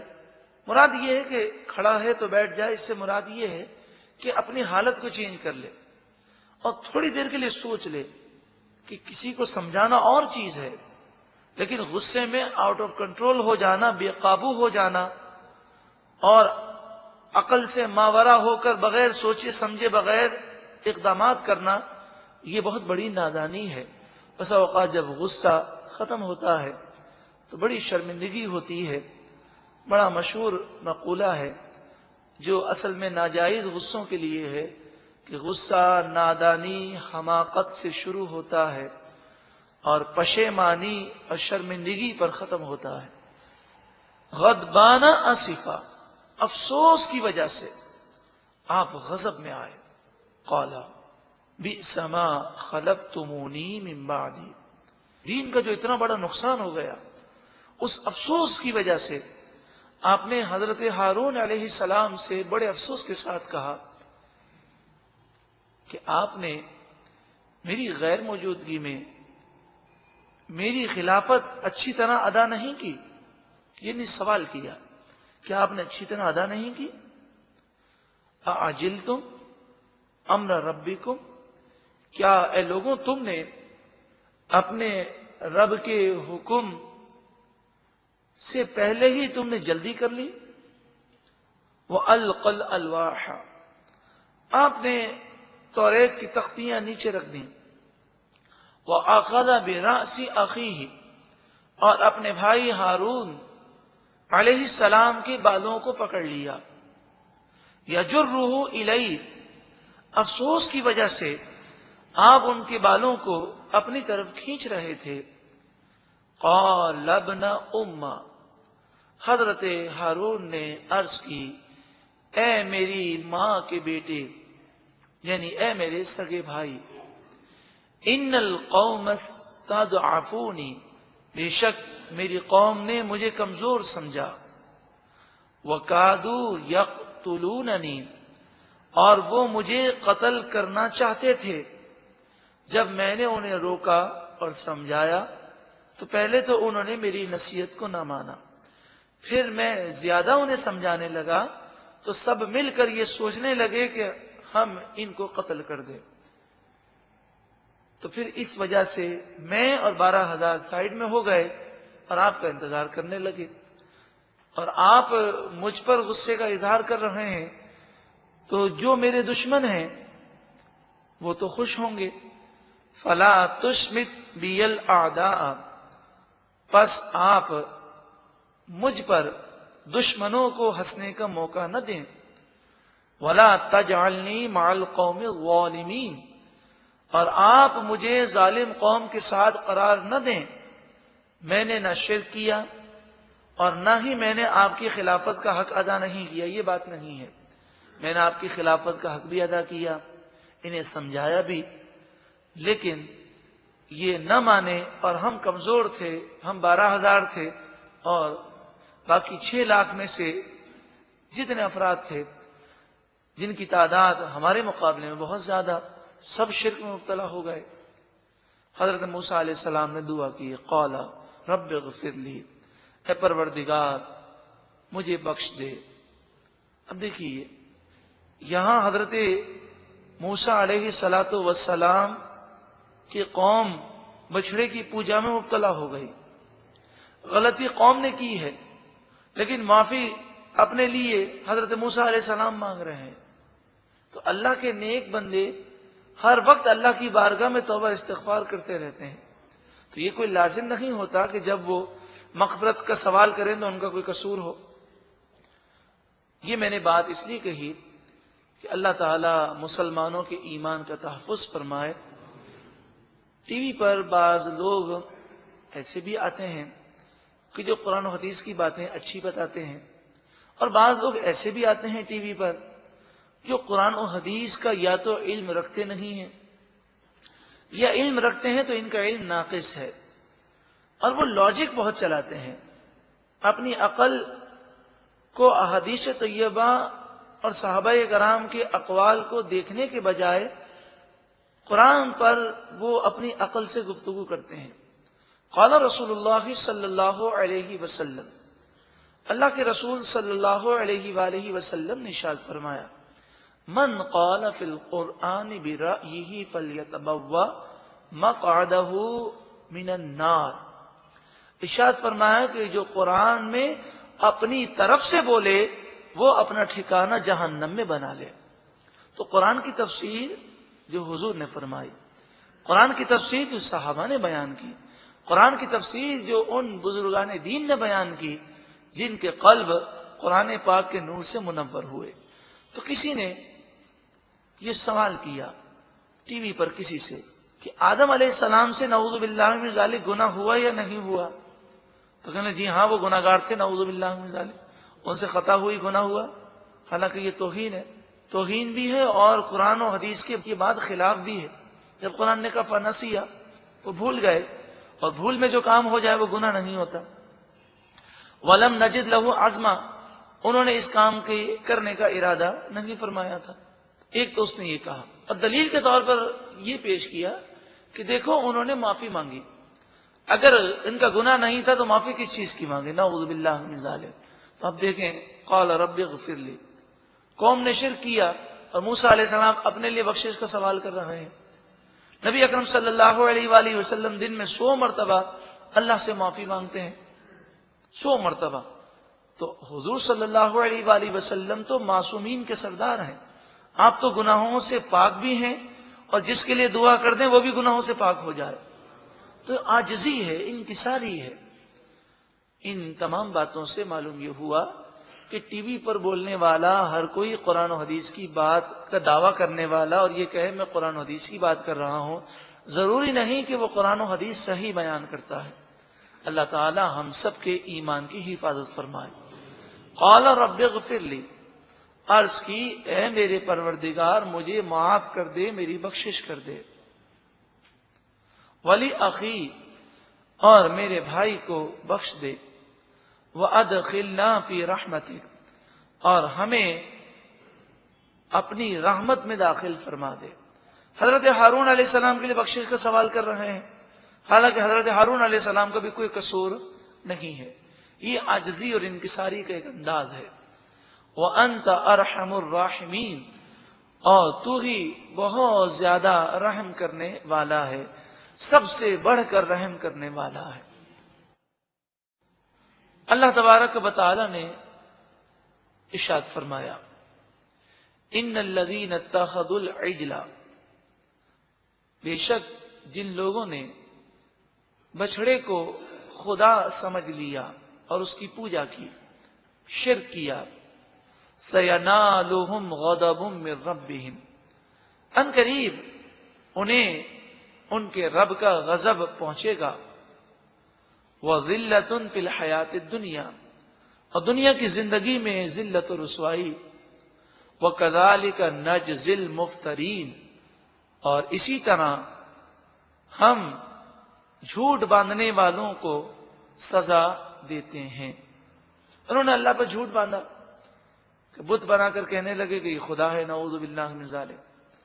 والذین عملوا السیئات، اور وہ لوگ جنہوں نے برے کام کیے، ثم تابوا من بعدها، پھر اس کے بعد انہوں نے توبہ کر لی، وآمنوا، اور ایمان لائے، ان ربک من بعدها لغفور الرحیم، بے شک آپ کا رب اس کے بعد ضرور بخشنے والا مہربان ہے۔ ان آیات میں توبہ کی فضیلت بیان ہوئی۔ یقیناً نبی اکرم صلی اللہ علیہ وآلہ وسلم کی رحمتوں کے صدقے میں ہمیں یہ فضیلت حاصل ہوئی کہ مسلمان حضور کا امتی جب توبہ کرتا ہے تو چاہے کتنا ہی بڑا گناہگار ہو، جب وہ سچی پکی توبہ کر لیتا ہے تو اللہ تعالیٰ اس کے سارے گناہوں کو مٹا دیتا ہے۔ التائب من الذنب کمن لا ذنب لہ، صرف گناہ مٹا نہیں دیے جاتے بلکہ فرمایا گناہ سے توبہ کرنے والا ایسا ہے گویا کہ اس نے گناہ کیے ہی نہیں ہیں۔ فَأُولَئِكَ يُبَدِّلُ اللَّهُ سَيِّئَاتِهِمْ حَسَنَاتٍ، صرف گناہ مٹا نہیں دیے جاتے بلکہ فرمایا گناہوں کو اللہ تعالیٰ نیکیوں سے تبدیل فرما دیتا ہے۔ توبہ کی 3 شرائط ہے۔ گناہ کو گناہ سمجھا جائے، اس پر شرمندگی کا اظہار کیا جائے، اللہ سے معافی مانگی جائے، اور سب سے اہم شرط یہ ہے کہ جب گناہ سے توبہ کی جائے تو اس بات کا عزم مصمم ہو، پکا ارادہ ہو کہ اب میں کبھی یہ گناہ نہیں کروں گا۔ اس نے ایسا کر لیا، اس کی توبہ مقبول ہو گئی۔ اب اگر شیطان نے پھر بہکا دیا، اس وقت جب توبہ کی تو پکی نیت تھی کہ اب میں یہ گناہ نہیں کروں گا، پھر شیطان بہکانے میں کامیاب ہو گیا، پھر توبہ کر لے، پھر جب توبہ کرے اس وقت بھی پکی نیت ہو کہ اب یہ گناہ نہیں کروں گا، پھر شیطان بہکانے میں کامیاب ہو جائے اور گناہ کر لے، پھر توبہ کر لے۔ امام غزالی علیہ رحمہ نے بڑی پیاری بات ارشاد فرمائی۔ آپ فرماتے ہیں کہ جب انسان توبہ کرتا ہے اور پکی نیت ہوتی ہے کہ اب میں یہ گناہ نہیں کروں گا، ایک اچھے مسلمان کی طرح زندگی گزاروں گا، مگر شیطان پھر دوبارہ اس پر حملہ کرنے میں کامیاب ہو جاتا ہے، پھر وہ توبہ کرتا ہے، پھر حملہ کرنے میں کامیاب ہو جاتا ہے، 2-4 مرتبہ ایسا ہوتا ہے تو پھر وہ توبہ نہیں کرتا اور گناہ کرتے کرتے دنیا سے چلا جاتا ہے۔ آپ نے فرمایا یہ شیطانی بہت بڑا وار ہے، بار بار توبہ کیجئے، بس شرط یہ ہے کہ جب توبہ کرے اس وقت پکی نیت ہو کہ اب میں کوئی گناہ نہیں کروں گا، پھر اگر شیطان بہکانے میں کامیاب ہو جائے پھر توبہ کریں۔ امام غزالی علیہ رحمہ فرماتے ہیں اگر شیطان حملہ کرے تو شیطان کو اس طرح کہیں کہ میں توبہ کر رہا ہوں۔ شیطان اس طرح حملہ کرے کہ تو بار بار توبہ کرتا ہے، پکا ارادہ کرتا ہے کہ اب میں کوئی نماز قضا نہیں کروں گا، اب میں کبھی جھوٹ نہیں بولوں گا، پھر چند دنوں کے بعد پھر ایسا ہی ہو جاتا ہے۔ تو شیطان کو کیا جواب دیا جائے اس وسوسے کا؟ امام غزالی علیہ رحمہ فرماتے ہیں اس سے کہو کہ میرا کام ہے توبہ کرنا، میرا کام ہے نیت پکی رکھنا، نیت اچھی رکھنا، میں نے تو پکی نیت کی ہے اور بچنے کی کوشش بھی کروں گا، میرا رب اگر راضی ہو جائے گا تو مجھے توبہ پر انشاءاللہ استقامت مل جائے گی۔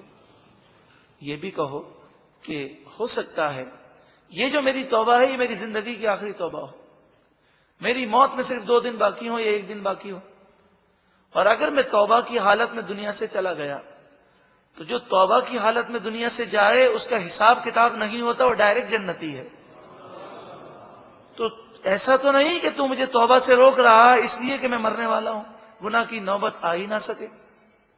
تیسرا فرمایا شیطان سے اس طرح کہو کہ میں توبہ کر رہا ہوں، ابھی تو میری نیت ہے کہ آئندہ نہیں کروں گا، کوشش بھی کروں گا، پھر اگر اے مردود تو کامیاب ہو گیا اور مجھے بہکانے میں تو پچھلے گناہ تو معاف ہو گئے، پھر میرے نامہ اعمال میں وہی 1 گناہ ہوگا، تو میں پھر اللہ کی بارگاہ میں روؤں گا اور رو رو کر اللہ کی بارگاہ میں دعا کروں گا کہ پروردگار تو مجھے گناہوں سے بچا، اور ایک نہ ایک دن کرم ہو جائے گا اور میں انشاءاللہ گناہ سے بچنے میں کامیاب ہو جاؤں گا۔ اللہ تعالی ہم سب کو سچی پکی توبہ کرنے کی توفیق عطا فرمائے۔ وَلَمَّا سَكَتَ عَن مُوسَى الْغَضَبُ، اور جب موسیٰ علیہ السلام سے غضب دور ہو گیا، اخذ الالواح، آپ نے توریت کی تختیوں کو اٹھایا اور لوگوں کو پیش کیا، وفی نسختها ہدی ورحمہ، ان توریت کی تختیوں میں جو کچھ لکھا تھا اس میں ہدایت بھی تھی اور رحمت بھی تھی۔ جی کن لوگوں کے لیے؟ للذین ہم لربہم یرہبون، ہدایت اور رحمت ان لوگوں کے لیے تھی کہ جو اپنے رب سے ڈرتے ہیں۔ جس طرح توریت کا معاملہ ذکر کیا گیا، قرآن پاک سے بھی ہدایت اور رحمت انہیں ہی ملتی ہے جو اپنے دل میں اللہ کا خوف رکھتے ہیں۔ موسیٰ علیہ السلام سے فرمایا گیا کہ اب اس قوم کی سزا یہ ہے کہ ہم نے ان کی توبہ تو قبول فرما لی، جیسے قاتل کی توبہ قبول ہو جاتی ہے، مگر قتل کے بدلے میں بسا اوقات اسے قتل کیا جاتا ہے جب مقتول کے ورثہ مطالبہ کریں۔ تو فرمایا ان کی توبہ تو قبول ہوئی، یہ مسلمان بھی ہو گئے، مگر آئندہ کبھی کسی کی جرت نہ ہو، اس لیے ان سب کو آپ قتل کر دیجئے۔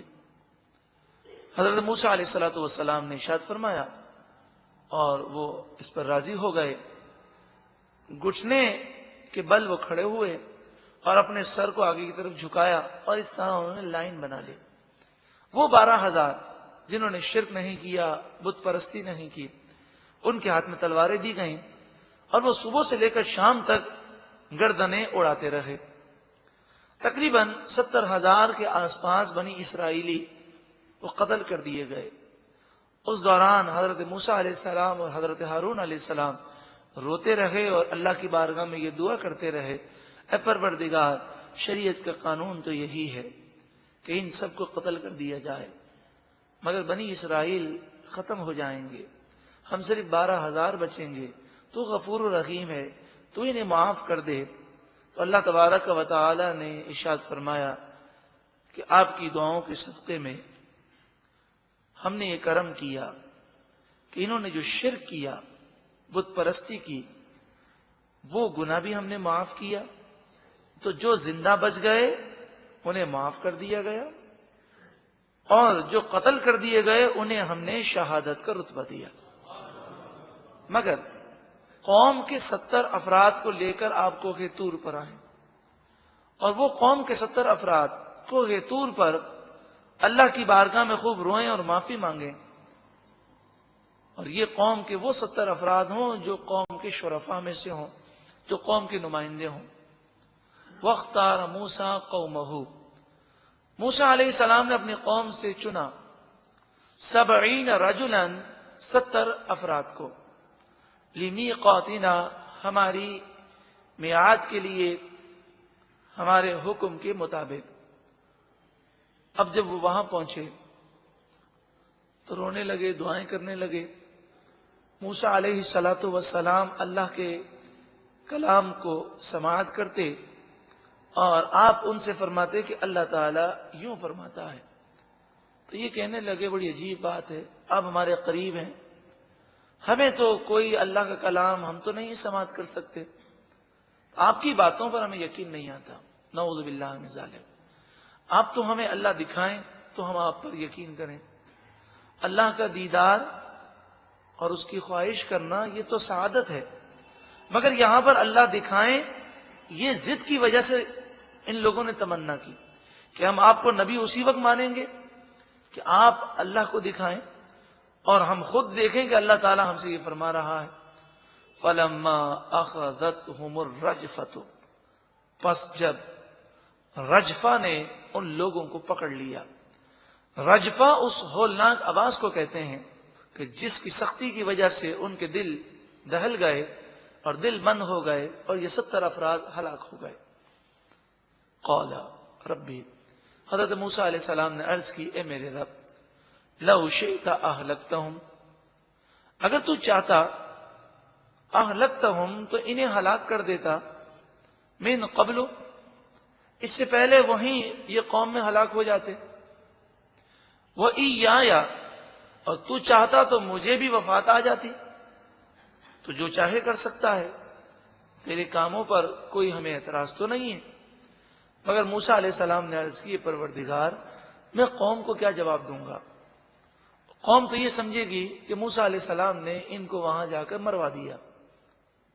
اَتُهْلِكُنَا بِمَا فَعَلَ السُّفَهَاءُ مِنَّا، پروردگار کیا تو ہمیں ہلاک فرمائے گا اس کام کی وجہ سے جو ہم میں سے نادانوں نے کیا؟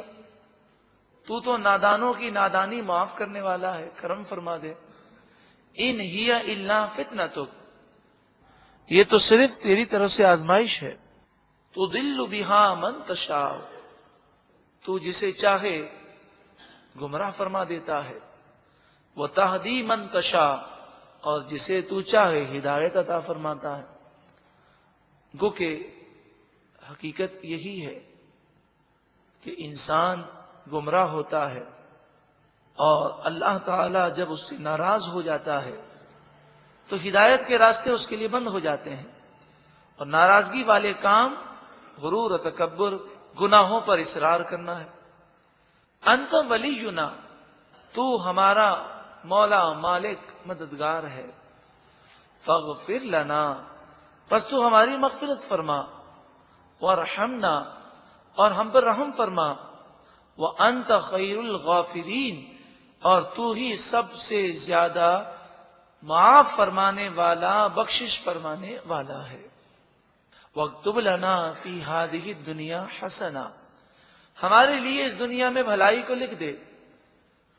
وفی الآخرۃ انا ہدنا الیک، اور آخرت میں بھی بھلائی لکھ دے، بے شک ہم تیری ہی طرف آنے والے ہیں. جو موسیٰ علیہ السلام نے دعا کی اللہ تعالی ہمارے حق میں بھی قبول و منظور فرمائے، وہ ہماری بخشش فرمائے، ہم پر رحم فرمائے، اور دنیا اور آخرت کی بھلائیاں ہم سب کو عطا فرمائے. قال عذابی اصیب بہ من اشاء، اللہ تعالیٰ نے فرمایا جس پر میں چاہوں گا میرا عذاب پہنچے گا، جس پر میں چاہوں گا اپنا عذاب پہنچاؤں گا. وَرَحْمَتِي وَسِعَتْ كُلَّ شَيْءٍ، اور میری رحمت ہر چیز کو گھیرے ہوئے ہے. تو عذاب اسی کو ہوگا کہ جس نے سرکشی کی، بغاوت کی، توبہ کی طرف وہ مائل نہ ہوا، باوجود اس کے کہ اسے توبہ کا موقع دیا گیا. فَسَأَكْتُبُهَا لِلَّذِينَ يَتَّقُونَ، پس ان قریب میں اس رحمت کو لکھ دوں گا ان لوگوں کے لیے یتقون، جو ڈرتے ہیں، میرا خوف رکھتے ہیں، تقوی اور پرہیزگاری اختیار کرتے ہیں، تو ان کے لیے میری رحمت ہے. وَيُؤْتُونَ الزَّكَاةَ، اور ان لوگوں کے لیے میری رحمت ہے کہ جو اس کے ساتھ ساتھ زکوٰۃ ادا کرتے ہیں. وَالَّذِينَ هُمْ بِآيَاتِنَا يُؤْمِنُونَ، اور وہ لوگ ہماری آیتوں پر ایمان رکھتے ہیں. محترم پیارے بھائیوں، قرآن کی ان آیات سے بالکل واضح ہے کہ اللہ کی رحمتیں اسے ملتی ہیں جو یتقون کی منزل پر فائز ہو، اللہ سے ڈرے، تقوی اور پرہیزگاری اختیار کرے، اللہ کی نافرمانی سے بچے، زکوٰۃ ادا کرے اور اللہ کی آیتوں پر ایمان رکھے. اگلی آیت میں حضور صلی اللہ علیہ وسلم کا ذکر ہے کہ یعنی موسیٰ علیہ السلام کی قوم کی موجودگی میں موسیٰ علیہ السلام سے فرمایا جا رہا ہے کہ میں اپنی رحمت متقی لوگوں کے لیے، زکوٰۃ دینے والوں کے لیے، ہماری آیتوں پر ایمان رکھنے والوں کے لیے میں اپنی رحمت لکھ دوں گا. اور یہ وہ لوگ ہوں گے جن کے لیے میں اپنی رحمت لکھوں گا کہ وہ نبی آخر الزمان صلی اللہ علیہ وسلم پر ایمان رکھتے ہوں گے. تو موسیٰ علیہ السلام کی قوم کے لیے بھی ضروری ہے کہ وہ حضور پر ایمان رکھیں. ایمان رکھیں گے حضور پر تب ہی وہ اللہ کی رحمت کے مستحق ہوں گے. تو ہمارے لیے تو اور ہی زیادہ ضروری ہے کہ اس نبی صلی اللہ علیہ وسلم پر ایمان رکھا جائے، ان سے محبت کی جائے، ان کے طریقوں کو، ان کی سنتوں کو، ان کے لائے ہوئے نظام کو دنیا کا سب سے بہترین نظام سمجھا جائے. ان کی تہذیب، ان کے کلچر، ان کی سنتیں، ان کی ادائیں ہمارے نزدیک سب سے زیادہ اہمیت رکھنی چاہیے. الذین یتبعون الرسول النبی الامی، یہ لوگ اس رسول کی پیروی کریں گے جو رسول صلی اللہ علیہ وسلم نبی ہوں گے، امی ہوں گے. امی کے معنی یہ ہے کہ دنیا میں آپ کا کوئی استاد نہیں ہوگا، آپ نے لکھنا اور پڑھنا کسی سے سیکھا نہیں ہوگا، لیکن اللہ تعالی آپ کو ساری مخلوق سے زیادہ علم عطا فرمائے گا. الذی یجدونہ مکتوبا، وہ نبی جن کا ذکر موسیٰ علیہ السلام کی قوم پاتی ہے، لکھا ہوا، عندہم ان کے پاس، فی التورات توریت میں، والانجیل، اور یہی قوم آگے انجیل میں بھی حضور کا ذکر پائے گی.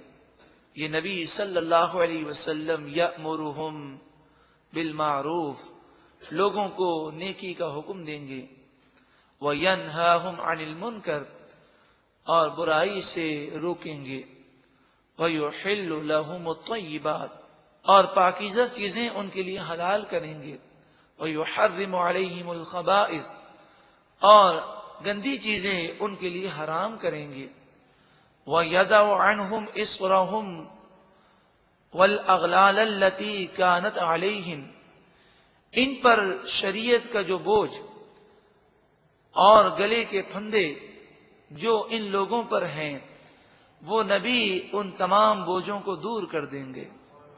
تمام شریعتوں میں سب سے آسان شریعت، سب سے معتدل راستہ، اور تا قیامت لوگوں کی فطرت کے عین مطابق وہ اسلامی شریعت ہے.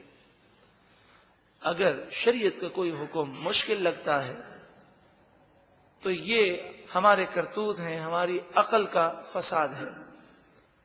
فَالَّذِينَ آمَنُوا بِهِ، بس وہ لوگ جو اس نبی پر ایمان لائیں گے، وَعَزَّرُوهُ، اور اس نبی کی تعظیم کریں گے. قرآن مجید فقان حمید نے ایمان کے ساتھ ساتھ تعظیم و توقیر کا ذکر فرمایا. حقیقت یہی ہے کہ جو حضور پر ایمان لانے کا دعویٰ کرے مگر نعوذ باللہ من ذالک شیطانی وسوسوں کا شکار ہو کر حضور کی ذات پر الٹے سیدھے تبصرے کرے، حضور کو یہ پتا تھا، یہ پتا نہیں تھا، ان میں یہ طاقت تھی، یہ طاقت نہیں تھی، اللہ تعالیٰ نے جو انہیں مقام و مرتبہ دیا وہ مقام و مرتبہ کا تسلیم نہ کرے، تعظیم و توقیر نہ کرے، تو اس کا ایمان در حقیقت ایمان ہی نہیں. وَنَصَرُوهُ، اور وہ لوگ اس نبی کے دین کی مدد کریں گے. وَاتَّبَعُوا النُّورَ الَّذِي أُنزِلَ مَعَهُ، سبحان اللہ، قرآن پاک کو نور قرار دیا گیا. فرمایا وہ نور جو اس نبی پر نازل کیا جائے گا، اس نور قرآن کی وہ پیروی کریں گے. اولئک هم المفلحون، یہی لوگ فلاح پانے والے، کامیاب ہوں گے. قل، اے محبوب آپ فرمائیے، یا ایھا الناس، اے لوگوں، انی رسول اللہ الیکم جمیعا، بے شک میں تم سب کی طرف رسول ہوں، اللہ کی طرف سے بھیجا ہوا ہوں. الذی لہ ملک السماوات والارض، وہ اللہ، آسمان و زمین کی بادشاہت صرف اسی کے لیے ہے. لا الہ الا ہو، اس کے سوا کوئی معبود نہیں. وہ ہمیشہ ہمیشہ سے زندہ ہے، ہمیشہ ہمیشہ رہے گا. یحیی و یمیت، وہ لوگوں کو زندگی دیتا ہے اور لوگوں کو موت دیتا ہے. فآمنوا باللہ ورسولہ، پس تم ایمان لاؤ اللہ پر اور اس کے رسول پر. النبی الامی، وہ رسول جو نبی ہیں، امی ہیں. امی کے معنی ابھی عرض کیے. الذی یؤمن باللہ وکلماتہ، وہ جو اللہ پر ایمان رکھتے ہیں اور اس کے کلمات پر ایمان رکھتے ہیں. واتبعوہ، اے لوگوں تم اس نبی کی پیروی کرو. لعلکم تہتدون، تاکہ تم ہدایت پا جاؤ. تو حضور کی سنتوں پر عمل کرنا، آپ کے فرامین کے مطابق زندگی گزارنا، یہی دنیا اور آخرت کی کامیابی ہے. ومن قوم موسیٰ، حضرت موسیٰ علیہ السلام کی قوم سے امتن، ایک گروہ ایسا تھا، یہدون بالحق، وہ حق پر ہدایت یافتہ تھے. وبہ یعدلون، اور اسی کے مطابق وہ فیصلہ کرتے تھے، اسی پر وہ چلتے تھے. وَقَطَّعْنَاهُمُ اثْنَتَيْ عَشْرَةَ أَسْبَاطًا أُمَمًا، اور ہم نے موسیٰ علیہ السلام کی قوم کو 12 قبائل میں تقسیم فرمایا. وَأَوْحَيْنَا إِلَى مُوسَىٰ إِذِ اسْتَسْقَاهُ قَوْمُهُ، جب موسیٰ علیہ السلام کی قوم نے پانی طلب کیا تو ہم نے موسیٰ علیہ السلام کی طرف وحی فرمائی، أَنِ اضْرِب بِّعَصَاكَ الْحَجَرَ، آپ اپنی لاٹھی پتھر پر ماریے. فَانبَجَسَتْ مِنْهُ اثْنَتَا عَشْرَةَ عَيْنًا، تو اس پتھر سے 12 چشمے بہہ نکلیں گے، اور وہ 12 چشمے بہہ نکلے. حضرت موسیٰ علیہ السلام کی قوم پر جو نعمتیں نازل ہوئیں اس کا ذکر پھر کیا گیا. یہی ذکر یعنی پہلے پارے میں بھی تھا اور چھٹے پارے میں بھی.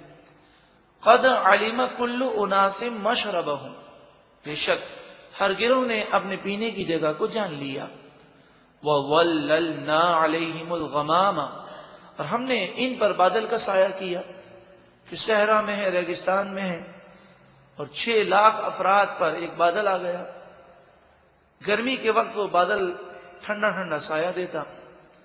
وَأَنزَلْنَا عَلَيْهِمُ الْمَنَّ وَالسَّلْوَىٰ، اور ہم نے ان پر من اور سلوہ کو نازل کیا. من ایک میٹھی چیز تھی، اور سلوہ جو ہے وہ بھنے ہوئے بٹیر تھے جو آسمان سے ان پر نازل ہوتے.